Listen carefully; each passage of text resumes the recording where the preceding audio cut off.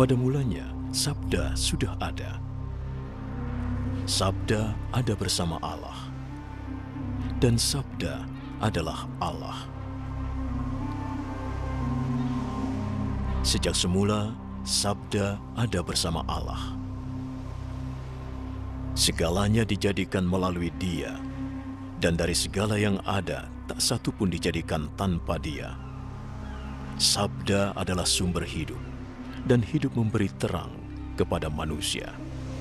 Terang itu bercahaya dalam kegelapan, dan kegelapan tak dapat memadamkannya. Dialah orangnya yang aku maksud ketika aku berkata, dia akan datang setelah aku. Tapi dia lebih besar dari aku, sebab dia sudah ada sebelum aku dilahirkan.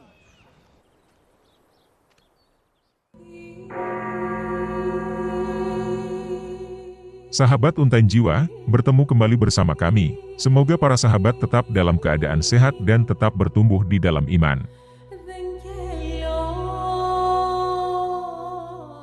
Di video kali ini saya akan mengupas berbagai ajaran sesat tentang siapakah itu Yesus Kristus. Ada banyak pendapat dan ajaran sesat yang telah disebarkan sejak abad pertama atau di periode awal kekristenan. Pandangan-pandangan sesat itu terus berkembang dan dikumandangkan oleh para pembenci umat Kristen bahkan sampai hari ini.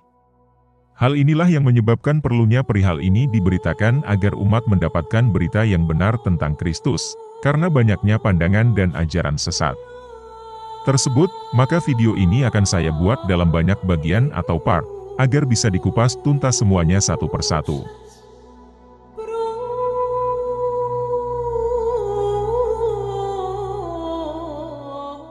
Sebelumnya disclaimer dahulu, bahwa latar belakang dari video ini adalah cuplikan perjalanan dan kehidupan Yesus Kristus.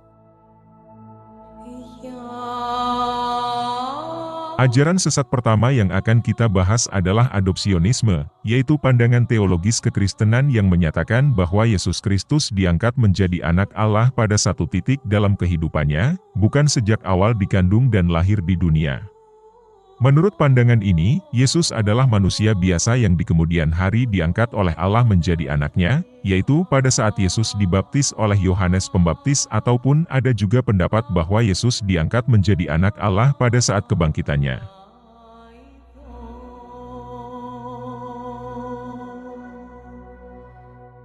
Tentu saja ajaran ini bertentangan dengan pandangan Kristen sebenarnya yang meyakini bahwa Yesus Kristus adalah anak Allah yang ilahi sejak awal, yaitu melalui proses inkarnasi atau Allah turun ke dunia menjadi rupa manusia.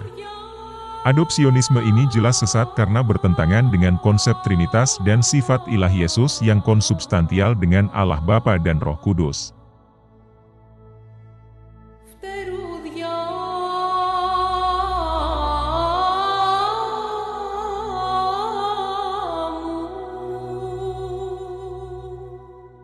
Ajaran adopsionisme ini memiliki beberapa pencetus dan muncul dalam berbagai konteks sejarah. Berikut adalah tokoh yang mencetuskan ajaran sesat ini, yaitu 1. Theodotus dari Bizantium pada abad kedua. Theodotus mengajarkan bahwa Yesus adalah manusia biasa yang diangkat menjadi anak Allah pada saat pembaptisannya. 2. Paul dari Samosa pada abad ketiga. Paul adalah uskup Antiokhia yang mengajarkan bahwa Yesus adalah manusia biasa yang menerima logos ilahi dan diangkat sebagai anak Allah melalui kebangkitannya. 3. Elipandus dari Toledo dan Elis dari Urgel pada abad ke-8. Keduanya adalah uskup di Spanyol yang mengajarkan bahwa Yesus dalam kemanusiaannya diadopsi sebagai anak Allah. Semua pencetus pandangan ini telah dikutuk oleh gereja pada masanya dan ditetapkan sebagai ajaran sesat dan menyesatkan. Pandangan adopsionisme ini memperlihatkan keragaman pandangan tentang sifat Kristus dalam tradisi kekristenan.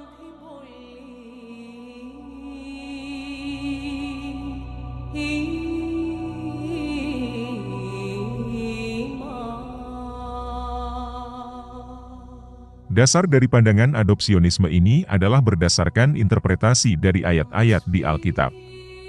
Berikut ini adalah elemen utama yang menjadi dasar dari pandangan ini. 1. Peristiwa pembaptisan Yesus. Diambil dari Matius 3 ayat 16-17. Setelah Yesus baptis, suara dari surga berkata, "Inilah anakku yang kukasihi, kepadanyalah aku berkenan." Adopsionisme menafsirkan bahwa peristiwa ini sebagai pengangkatan Yesus menjadi anak Allah.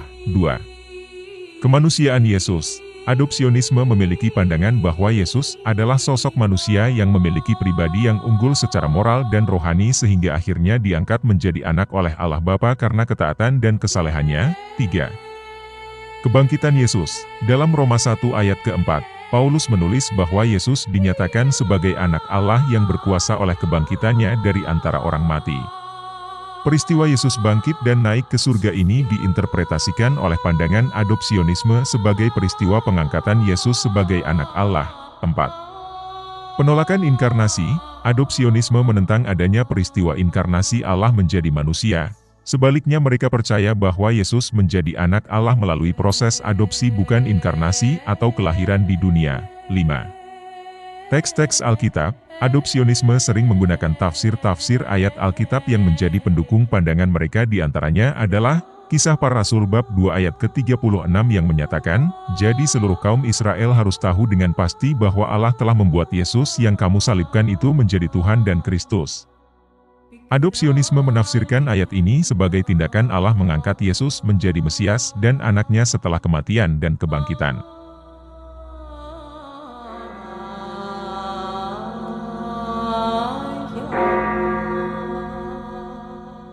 Pandangan dan ajaran sesat adopsionisme ini telah mendapat tentangan dari bapak-bapak gereja awal, diantaranya adalah sebagai berikut.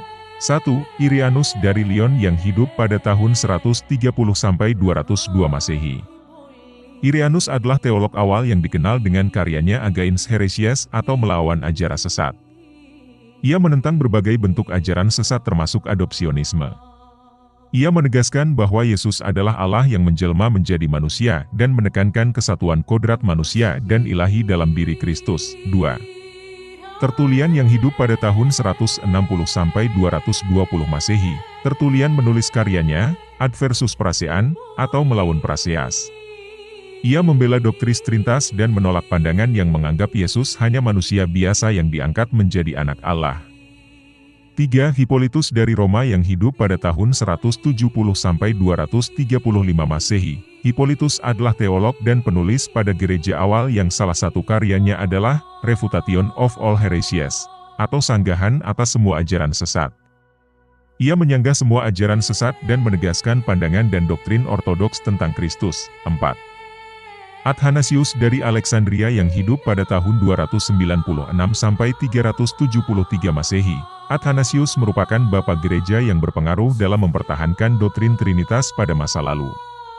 Ia juga dikenal dengan perjuangannya melawan doktrin Arianisme dan adopsionisme. Athanasius menegaskan keilahian Yesus Kristus sejak inkarnasi yang secara tidak langsung membantah ajaran adopsionisme tersebut. 5. Alcuin dari York yang hidup pada tahun 735–804 Masehi. Alcuin adalah seorang sarjana dan teolog yang bekerja di Istana Charlemagne, yang memainkan peran penting dalam melawan paham adopsionisme di Spanyol pada abad ke-8. Ia menulis surat dan risalah yang menentang ajaran Elipandus dari Toledo dan Elis dari Urgel yang menyebarkan ajaran adopsionisme pada masa itu. Ia juga berperan penting dalam konsili Frankfurt tahun 794 yang mengutuk adopsionisme. Demikianlah sekilas informasi tentang ajaran sesat adopsionisme dan perjuangan bapak-bapak gereja dalam menentang paham ini. Semoga bermanfaat dan para sahabat bisa mengerti jika pandangan sesat ini masih banyak digunakan sampai hari ini untuk menyerang iman kita akan Yesus Kristus, Tuhan dan Juru Selamat kita. Mengenai pandangan dan ajaran sesat lainnya akan saya bahas di video berikutnya ya. Semoga sahabat tetap kuat dalam iman akan Kristus. Salve.